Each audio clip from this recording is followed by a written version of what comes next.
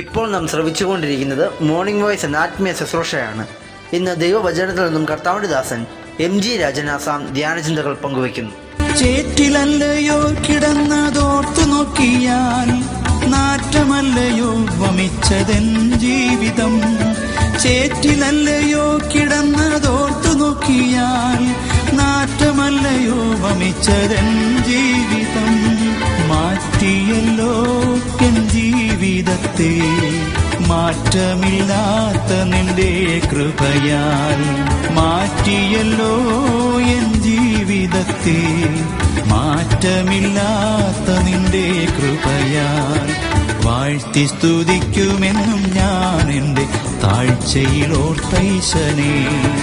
വാഴ്ത്തി സ്തുതിക്കുമെന്നും ഞാൻ എൻ്റെ താഴ്ചയിലോർത്തൈശനെ. മലാഖി പ്രവാചക പുസ്തകം 1-ാം അധ്യായം 9-ാം വാക്യത്തിൻ്റെ 2-ാം ഭാഗം.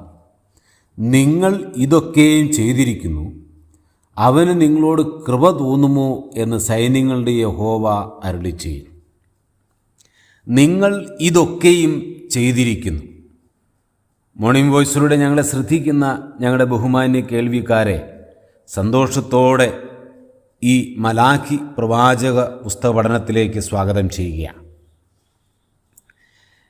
ഇവിടെ പിന്നെയും നാം വായിക്കുകയാണ്, നിങ്ങൾ ഇതൊക്കെയും ചെയ്തിരിക്കുന്നു. അപ്പോൾ ഒരു ചോദ്യം നമുക്ക് ചോദിക്കാനായിട്ട് പറ്റും, ഏതൊക്കെ? അങ്ങനെ ഒരു ചോദ്യം നാം ചോദിച്ചാൽ, ഇതിനു മുമ്പ് നാം വായിച്ച ഭാഗങ്ങളിലൊക്കെയും ഏതെല്ലാം കാര്യങ്ങളാണ് നമ്മൾ ചെയ്തത് എന്നതിനെ സംബന്ധിച്ച് വിശദമായിട്ട് അവിടെ രേഖപ്പെടുത്തിയിരിക്കുകയാണ്. അപ്പോൾ എന്നിട്ട് ദൈവത്തിൻ്റെ ആത്മാവ് നമ്മോട് പറയുകയാണ്, ഈ കാര്യങ്ങളൊക്കെയും നിങ്ങൾ ചെയ്തിരിക്കുന്നു. നിങ്ങൾ അപ്പോൾ എന്തൊക്കെയോ നമ്മൾ ചെയ്തു, ചെയ്യാതെ ഒന്നും ഇരുന്നില്ല, ഇല്ലയോ? ചെയ്തു, എന്തൊക്കെയോ നമ്മൾ ചെയ്തിട്ടുണ്ട്. അപ്പം ചെയ്ത കാര്യങ്ങളെക്കുറിച്ച് മുകളിൽ നമ്മൾ കഴിഞ്ഞ ദിവസങ്ങളിൽ ചിന്തിച്ചതാണ്.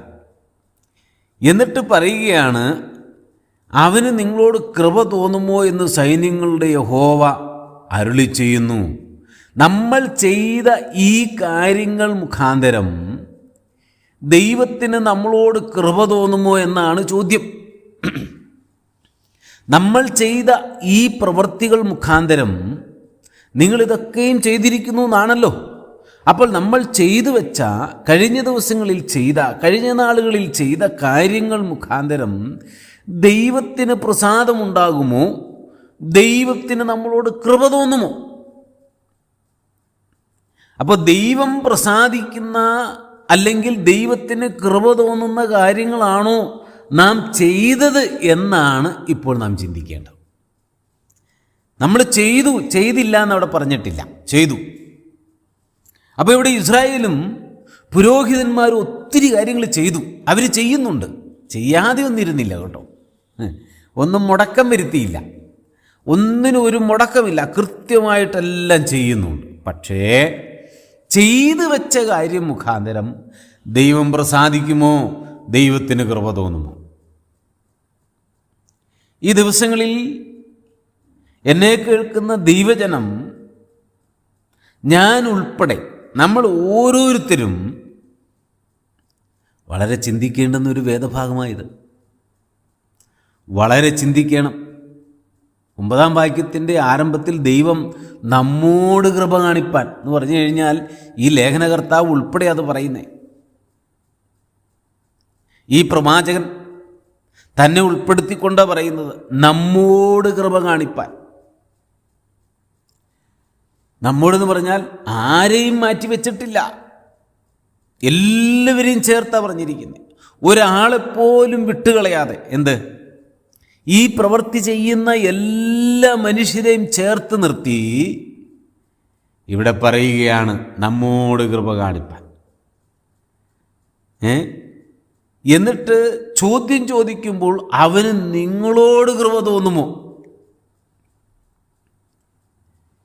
ഇതെന്നോടും താങ്കളോടും കൂടിയുള്ള ദൈവാത്മാവിൻ്റെ ചോദ്യമാണ്. നാം ചെയ്തു വെച്ച പ്രവൃത്തികൾ മുഖാന്തരം ദൈവത്തിന് നമ്മോട് കൃപ തോന്നുമോ? എന്നോടും താങ്കളോടും കൃപ കാണിക്കുമോ? പ്രിയമുള്ളവരെ, ഞാൻ ആദ്യം പലവട്ടം ഓർമ്മിപ്പിച്ചതുപോലെ എന്താ ഇവിടെ പറയുന്നുണ്ട്, നിങ്ങൾ ഇതൊക്കെയും ചെയ്തിരിക്കുന്നു.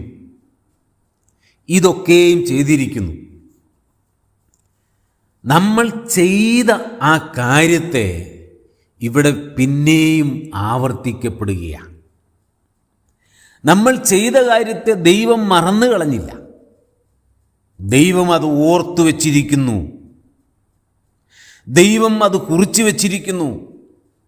ദൈവം മറന്നുകളയാതെ അത് കൃത്യമായിട്ട് സൂക്ഷിച്ചു വച്ചിരിക്കുക. നമ്മൾ ചെയ്ത കാര്യങ്ങളൊക്കെ നമ്മൾ മറന്നുപോയി. പക്ഷെ മറക്കാത്തൊരുവനുണ്ട്. അത് നമ്മൾ ഓർക്കണം. നാം ചെയ്ത കാര്യം മറന്നുപോയാലും ഇതൊന്നും മറക്കാത്തൊരു ദൈവമുണ്ടെന്നുള്ള കാര്യം ഈ ദിവസങ്ങളിൽ ഞാനും നിങ്ങൾ ഓർക്കണം. ആ കാര്യമാണ് ഇവിടെ പറഞ്ഞിരിക്കുന്നത്. ഇസ്രായേൽ വാസ്തവത്തിൽ ചെയ്യുന്നുണ്ട്, പുരോഹിതന്മാർ ചെയ്യുന്നുണ്ട്, ചെയ്ത് മുമ്പോട്ട് പോവുകയാണ്. എന്താ ചെയ്യുന്നതിനെക്കുറിച്ച് ചിന്തിക്കുന്നില്ല. അത് ദൈവത്തിന് പ്രസാദമുള്ളതാണോ എന്ന് ചിന്തിക്കുന്നില്ല. അതിൽ ദൈവത്തിൻ്റെ കൃപ ലഭിക്കുമോ എന്ന് ചിന്തിക്കുന്നില്ല.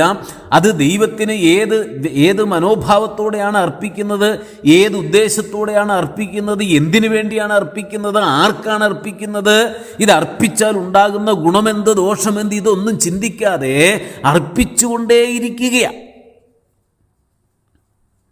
പ്രിയമുള്ളവരെ, ഇത് തന്നെയല്ലേ ഞാനും നിങ്ങളും ചെയ്തുകൊണ്ടിരിക്കുന്നത്? നമ്മൾ എന്തൊക്കെയോ ചെയ്യുന്നുണ്ട്. എല്ലാ ഞായറാഴ്ചകളിലും ദൈവസഭകളിൽ വരും, ആരാധിക്കും, മടങ്ങിപ്പോകും. അതിനൊരു മുടക്കം വരുത്താറില്ല. കൃത്യമായിട്ട് വരുന്നവരാണ്. കൃത്യമായിട്ട് വരികയും ആരാധിക്കുകയും മടങ്ങിപ്പോവുകയും ചെയ്യുന്നു. കൃത്യമായിട്ട് പിന്നെയും വരുന്നു, ആരാധിക്കുന്നു, മടങ്ങിപ്പോകുന്നു.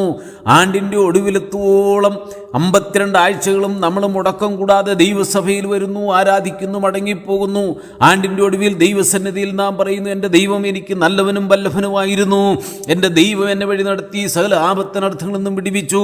എനിക്ക് ക്ഷേമം തന്നു, സൗഖ്യം തന്നു, ആരോഗ്യം തന്നു, സമൃദ്ധി തന്നു, മക്കളെ അനുഗ്രഹിച്ചു, തലമുറകളെ അനുഗ്രഹിച്ചു. വിവിധമായ നിലകളിലുള്ള അനുഗ്രഹിക്കപ്പെട്ട സാക്ഷ്യങ്ങൾ പറയുന്നു. വീണ്ടും അടുത്ത പുതുവർഷത്തിലേക്ക് പ്രവേശിക്കുന്നു. അപ്പോഴും ആ ഒരു വർഷവും 52 ആഴ്ച കൃത്യമായിട്ട് വരികയും പോവുകയും ചെയ്യുന്നവരായിട്ട് നാം മാറിയിരിക്കുന്നു. എന്നാൽ ഇന്ന് എങ്കിലും നാം ഒന്ന് തിരിഞ്ഞു ചിന്തിക്കുവാൻ ദൈവത്തിൻ്റെ ആത്മാവ് എന്നോടും താങ്കളോടും പറയുകയാണ്. എന്താ പറയുന്നതെന്നറിയാവോ? നിങ്ങൾ ഇതൊക്കെയും ചെയ്തിരിക്കുന്നു, അവന് നിങ്ങളോട് കൃപ തോന്നുമോ? ഒന്ന്, നാം ആരാധിക്കുന്ന കാര്യത്തിൽ മുൻപന്തിയിലാണ്. 2, ആത്മീയമായിട്ടുള്ള ശുശ്രൂഷകൾ ചെയ്യുന്ന കാര്യത്തിൽ പ്രിയമുള്ളവരെ പലവിധമായിരിക്കുന്ന ശുശ്രൂഷകൾ ചെയ്യുന്നു. സഭയിൽ വരുന്നു, ചിന്തകൾ പറയുന്നു, മെസ്സേജ് പറയുന്നു.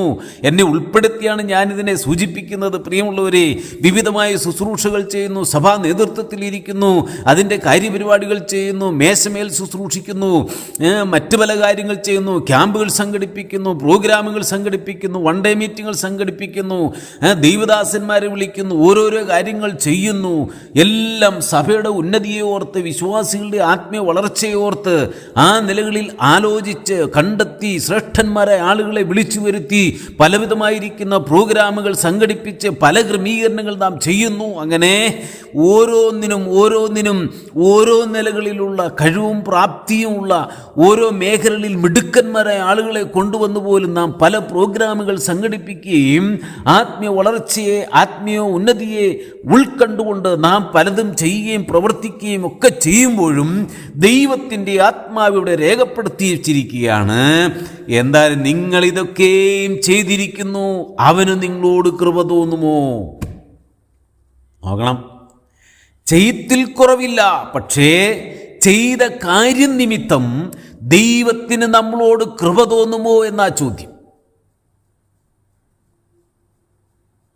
മറ്റൊരു വിധത്തിൽ പറഞ്ഞാൽ, നമ്മുടെ ഒന്നിനും കുറവില്ല, എല്ലാം നടക്കുന്നുണ്ട്, എല്ലാ പ്രോഗ്രാമുകളും നടക്കുന്നുണ്ട്. സഭാസംബന്ധമായിട്ടുള്ള, സംഘടനാപരമായിട്ടുള്ളത്, ക്യാമ്പുകൾ, കൺവെൻഷനുകൾ എന്ന് വേണ്ട എല്ലാ പ്രോഗ്രാമുകളും. അപ്പോൾ സഭയ്ക്കുള്ളിലുണ്ട്, സഭയ്ക്ക് വെളിയിലുണ്ട്, പ്രവർത്തനങ്ങളുണ്ട്, പലവിധമായിരിക്കുന്ന പ്രവർത്തനങ്ങളുണ്ട്. പേഴ്സണൽ ഇവാഞ്ചലിസമുണ്ട്, ഗ്രൂപ്പായിട്ടുള്ളതുണ്ട്, സംഘടനാപരമായിട്ടുള്ളതുണ്ട്. അങ്ങനെ പല നിലകളിലുള്ള പ്രവർത്തനങ്ങളുണ്ട്. ദൈവം ചോദിക്കുകയാണ്, നിങ്ങൾ ഇതൊക്കെയും ചെയ്തിരിക്കുന്നു, ഈ പ്രവൃത്തികൾ മുഖാന്തരം ദൈവത്തിന് നിങ്ങളോട് കൃപ തോന്നുമോ?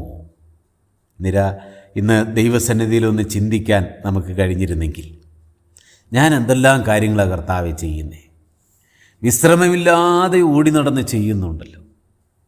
ഞാൻ ദൈവത്തെ ആരാധിക്കുന്നുണ്ട്, സഭാകാര്യങ്ങളിൽ ഉത്സാഹമുള്ളവനാണ്, സഭയിൽ വളരെ പ്രയോജനമുള്ളവനാണ്, ചിന്ത പറയുന്നു, മെസ്സേജ് പറയുന്നു, സ്തോത്രം ചെയ്യുന്നു, മേശമേൽ ശുശ്രൂഷിക്കുന്നു, പൈസ സംബന്ധമായ കാര്യങ്ങൾ ചെയ്യുന്നു, സൺഡേ സ്കൂളിൽ പഠിപ്പിക്കുന്നു, മറ്റു പല കാര്യങ്ങൾ ചെയ്യുന്നു, പ്രസംഗത്തിന് പോകുന്നു, ബൈബിൾ കോളേജിൽ പഠിപ്പിക്കുന്നു, അല്ലെങ്കിൽ മറ്റ് പല സ്ഥലത്തും പല പ്രോഗ്രാമുകളിൽ പങ്കെടുക്കുന്നു, പല ക്രമീകരണങ്ങൾ ചെയ്യുന്നു. ഒരുപാട് കാര്യങ്ങൾ ഓടി നടന്ന് ഞാൻ ചെയ്യുന്നുണ്ടല്ലോ കർത്താവേ. പക്ഷെ ദൈവം ഇന്ന് താങ്കളോട് ചോദിക്കുക, എന്താ ചോദ്യം? നിങ്ങളിതൊക്കെയും ചെയ്തിരിക്കുന്നു, ഈ പ്രവൃത്തി നിമിത്തം അവന് നിങ്ങളോട് കൃപ തോന്നുമോ എന്ന് സൈന്യങ്ങളുടെ യഹോവ ചോദിക്കുക. പ്രിയമുള്ളവരെ, ഒരു നിമിഷം ഒന്ന് തിരിഞ്ഞു ചിന്തിക്കുമോ? ഓട്ടം നിർത്തി ദൈവസന്നിധിയിൽ മുഴങ്കാൽ മടക്കി ദൈവത്തോട് ചോദിക്കുമോ, കർത്താവേ, ഞാനിതെല്ലാം ചെയ്യുന്നുണ്ട്, പക്ഷേ എൻ്റെ ഈ പ്രവൃത്തി നിമിത്തം നിനക്കെന്നോട് കൃപ തോന്നുവാൻ കഴിയുന്നുണ്ടോ? നിനക്കെന്നോട് കൃപ തോന്നും വിധത്തിലുള്ള പ്രവൃത്തിയാണോ ഞാൻ ചെയ്യുന്നത്? നീ എന്നിൽ പ്രസാദിക്കുന്ന പ്രവൃത്തിയാണോ, കാര്യങ്ങളാണോ ഞാൻ ഈ ദിവസങ്ങളിൽ ചെയ്തുകൊണ്ടിരിക്കുന്നത്? ദൈവസന്നിധിയിലൊന്ന് ചോദിക്കാൻ കഴിഞ്ഞാൽ കൃത്യമായിട്ടും ദൈവം ഇന്ന് തന്നെ താങ്കളുടെ ഹൃദയത്തോട് അതിന് വ്യക്തമായിട്ട് ഉത്തരം തരും എന്നുള്ളതിന് സംശയമില്ല. അങ്ങനെ ഉത്തരം ലഭിച്ച് തിരുത്തേണ്ടുന്നത് തിരുത്തി അനുഗ്രഹിക്കപ്പെട്ടവരായി മുൻപോട്ട് യാത്ര ചെയ്യുവാൻ കർത്താവ് താങ്കളെയും എന്നെയും സഹായിക്കട്ടെ. നമുക്ക് പരസ്പരം പ്രാർത്ഥനയിൽ വഹിക്കാം, ഓർക്കാം. കർത്താവേ, ഞങ്ങൾ നിനക്ക് പ്രസാദമുള്ള പ്രവൃത്തി ചെയ്യുവാൻ ഞങ്ങളെ സഹായിക്കണമേ എന്ന് ദൈവസന്നിധിയിൽ പറയാം. അതിന് കർത്താവ് സഹായിക്കട്ടെ. കർത്താവിൻ്റെ പുണ്യനാമം മഹത്വപ്പെടട്ടെ.